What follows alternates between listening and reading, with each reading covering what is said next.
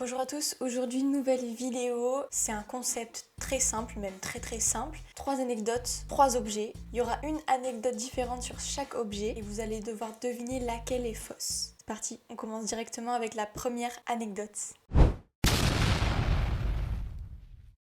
Premier objet, une raquette de ping-pong simple, toute simple. L'anecdote avec cet objet, c'est que avec ma sœur, on était scolarisés à l'école normale, du coup jusqu'au confinement. Et au confinement, tout simplement, on a été confinés. Donc ça, c'est quand on était en 3e. Ce qui s'est passé, c'est que on devait rentrer au lycée normal à la rentrée, sauf que ma sœur était une personne à risque. On a fait jouer ça entre parenthèses pour le fait qu'on a voulu faire le CNED. Le CNED, pour ceux qui ne savent pas, c'est le Centre National d'Éducation à distance, un truc comme ça. Et donc c'est en gros l'école à la maison, donc tu as tes cours sur internet et tu vas sur internet, tu vas sur le site du CNED et tu fais tes cours, tes petites évaluations, tout ça.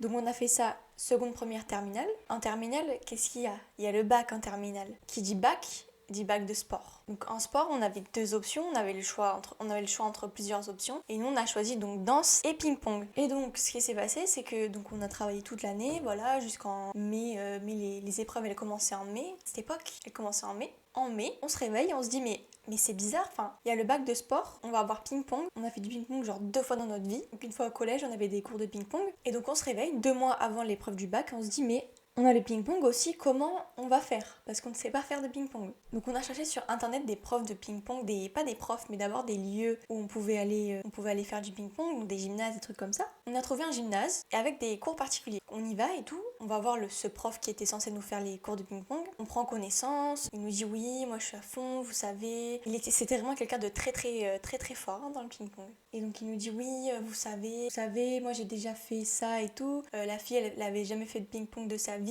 Elle est rentrée, elle avait un 15 en sport en ping-pong. Donc on s'est dit, ok, c'est une bonne idée, on n'a qu'à faire ça. On a acheté une table de ping-pong de professionnels qu'on a mis chez nous. On a acheté vraiment la table de ping-pong, tu peux pas avoir mieux quoi. C'est les trucs dépliants, vous savez, qui roulent avec des roulettes et tout. Dans le jardin.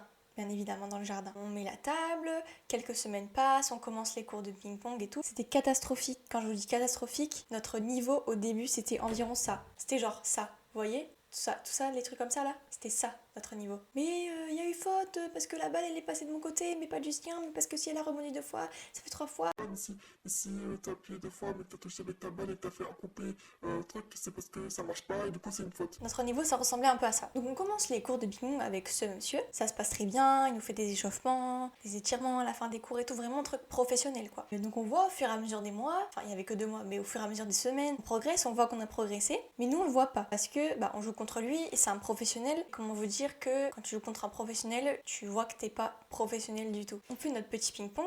Notre petit ping-pong toutes les semaines, on a je crois 2 cours par semaine qui durent 3 heures, vraiment c'était un truc militaire quoi, jusqu'au dernier jour c'était ping-pong, on est des sportifs, on mange bien, on mange des sportifs, on est des sportifs, on mange bien, on mange comme des sportifs, etc. Donc arrive le fameux jour du bac, on est là, on voit qu'il y a les autres élèves et du coup on commence pas, moi je me mets avec ma soeur, on est en face l'une de l'autre, on commence à s'échauffer, voilà, on voit que c'est pas fameux parce que on joue d'habitude contre nous deux, on joue ensemble, on est là en mode tranquille quoi, mais on a peur. Premier match, on se retrouve en face de personnes. En gros, les tables, ça faisait des remontées. Donc moi, j'étais à la dernière table et ma soeur, elle était... Non, moi, j'étais à l'avant-dernière et ma soeur, elle était à la dernière où c'était l'inverse. Il y avait un truc comme ça. Et en fait, il y avait un certain nombre de matchs pour que si t'es à la dernière table, tu te retrouves tout en haut à la première table, ce qui est logique. On commence les matchs et tout, ça va. On gagne un match. Ok. Qu'avec ma soeur, on fait tout en même temps. Du coup, on gagnait 1 à 1, tu vois. Donc on gagne un match. Ok. On gagne 2 matchs. Ok. On gagne 3 matchs. Ok. On gagne 4 matchs. Ok.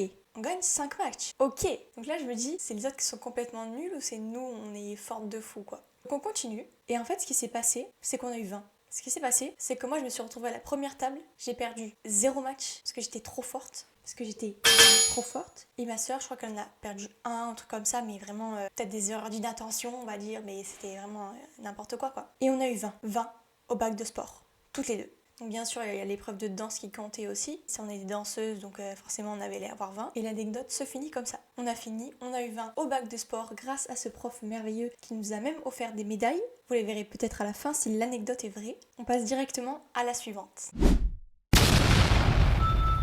Pour ceux qui ont reconnu ça, oui, c'est la petite boîte, je sais pas comment ça s'appelle, où il y avait dans Harry Potter, où dedans il y a les grenouilles en chocolat. L'histoire de cette boîte, c'est que quand j'étais petite, on est allé à Londres avec ma sœur. On a fait un voyage d'environ une semaine pour aller à Londres, c'était notre anniversaire. Donc on fait ce voyage et bien sûr, qui dit Londres dit musée Harry Potter. On ne pouvait pas partir de là-bas sans avoir vu les musées Harry Potter, parce que les Harry Potter c'est littéralement toute notre vie. On les connaît par cœur, quand on était petite on regardait que ça, le 1 et le 2 en boucle, en boucle, en boucle, en boucle. Le 6 aussi, le 3 aussi. Vraiment on connaît les répliques par cœur. Et donc c'était Harry Potter, Harry Potter, Harry Potter. On voulait absolument regarder ça. Donc quand je vous dis ça, on était petite, on avait 9-10 ans je crois, un truc comme ça. Et donc on va à ce fameux studio Harry Potter. On visite le truc, c'est magnifique, c'est très beau. Et à la sortie, pour ceux qui y sont déjà allés, il y a une boutique, il y a une grande boutique où tu peux acheter plein de produits dérivés, dont ces boîtes où à l'intérieur, il y est censé avoir les grenouilles en chocolat et les cartes de personnages, avec Dumbledore et tout, machin, un truc chouette. Pour ceux qui ne savent pas, dans le film Harry Potter,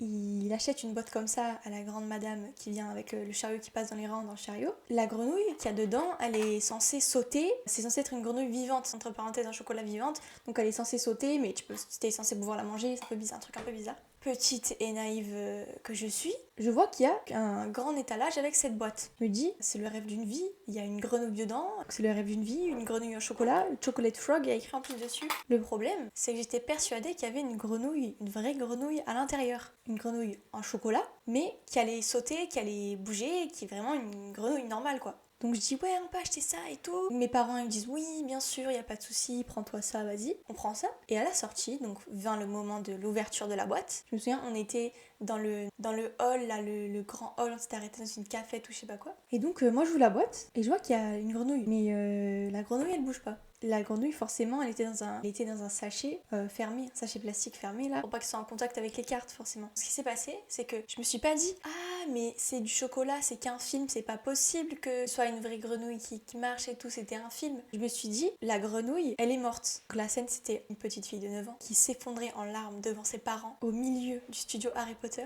et qui était là en mode la grenouille, elle est morte, ma grenouille, comment je suis censée faire maintenant, elle est morte et tout. J'étais là, j'en pouvais plus, je criais, je pleurais de partout.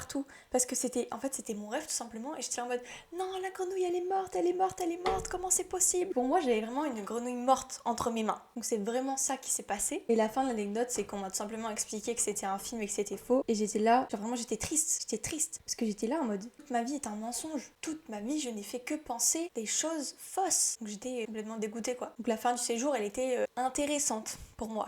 Comment dire? Fin de la seconde anecdote. Cette anecdote est vraie, je vous mettrai des photos de moi en larmes parce que mes parents bien sûr en ont profité pour prendre des photos. Donc si c'est vrai, vous aurez les photos à la fin de la vidéo. Et on part directement sur la troisième anecdote et la dernière. Alors, cette anecdote, il faut que j'aille puiser dans mes souvenirs profonds parce que c'était au collège et il me semble que c'était en 6ème. J'ouvre la boîte plus tard. Magnifique boîte, c'est moi qui l'ai peinte. Donc ceux qui se demandent, oui, c'est censé être du sang. Je présente la boîte avant de présenter l'anecdote. Il y a écrit dessus « Ne pas ouvrir, ça fait mal. Où est passé mon corps? RIP. RIP. Rest in peace, repose en paix, tout ce que vous voulez. » L'histoire de cette anecdote, c'est que quand on était en 6ème, on avait des cours de musique, tout simplement. Cette prof de musique nous a fait faire un espèce de projet pour Halloween. On devait faire un projet vidéo avec des costumes et tout, et on devait créer quelque chose chez nous, en groupe ou seul. Donc moi, en l'occurrence, j'étais seule, et du coup, j'ai décidé de créer quelque chose d'assez gore pour mon âge. Mais elle nous a dit, il faut créer un truc avec de la terreur, donc écoute, j'ai créé un truc avec de la terreur. Je me souviens qu'elle m'avait félicité, qu'elle était là en mode « Ah, mais c'est bien, c'est intéressant. » C'est l'heure de vous montrer quand même ce qu'il y a à l'intérieur. Il y a écrit ne pas ouvrir. Je devrais mettre attention screamer. Ce qu'il y a dedans, pour vous expliquer, c'est un vampire, monstre, je ne sais pas. Vampire monstre qui a des problèmes de cheveux. C'est un peu sa tête qui est... Comment dire? Je lui ai coupé la tête. On la voit un petit peu derrière. Ah, ça fait peur. En plus, les yeux, ils sont même pas droits.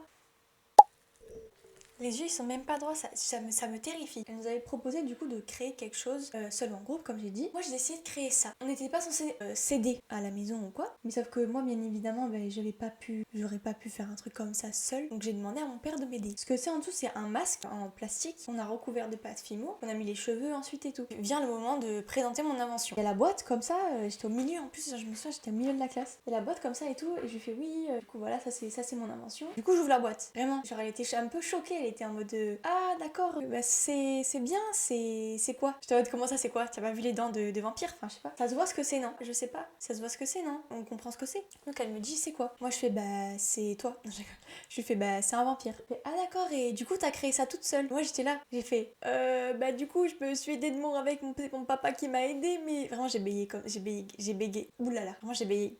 J'ai bégayé comme ça, hein. J'ai fait. Mais et mon papa il m'a un peu aidé quand même, mais oui, sinon c'est moi qui l'ai fait. Du coup, elle fait comme ça, elle fait. Oui, non, mais ça, j'imagine bien que ton père il t'a aidé. Il m'avait fait un truc en mode.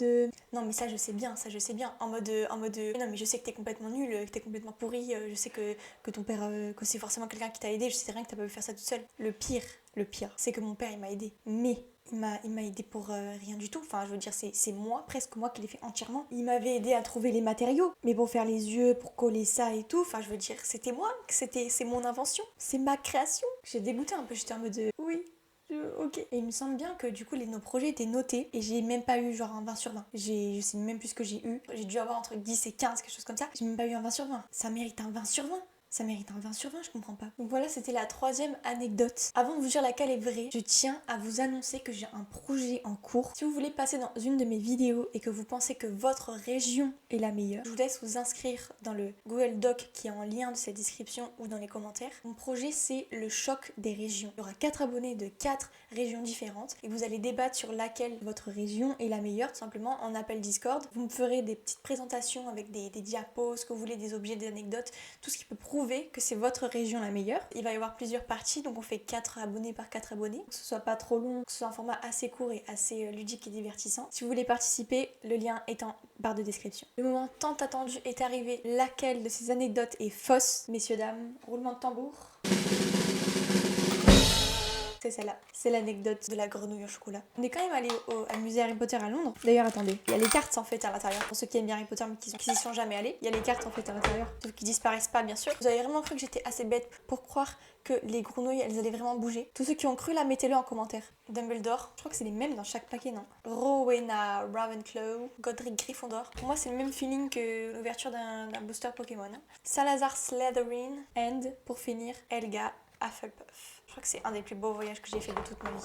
Bon voilà, ça y est, cette vidéo est terminée. J'espère qu'elle vous aura plu. Avant de vous quitter, j'aimerais vous dire que j'ai un serveur Discord aussi. Le lien est en barre de description si vous voulez rejoindre pour être au courant de toutes les actualités en fait, de tous les lives qu'il va y avoir parce qu'il y a des lives 3 fois par semaine sur Twitch et pour être notifié des vidéos YouTube, des vidéos TikTok, des lives Twitch, des nouveaux projets, pour parler entre vous, pour discuter entre vous. On essaie de créer une vraie communauté ici. Je vous fais des gros bisous et je vous dis à la prochaine. Je vais quand même vous montrer la médaille que nous avait donnée mon prof de ping-pong. Du coup oui, j'ai pas dit. Gros love sur ce prof de ping-pong, c'était le meilleur prof ever. Oui, on a vraiment eu 20 sur 20 au bac de sport. On a défoncé tout le monde, je tiens à vous le dire. J'ai la pochette carrément du bac de sport de ping-pong.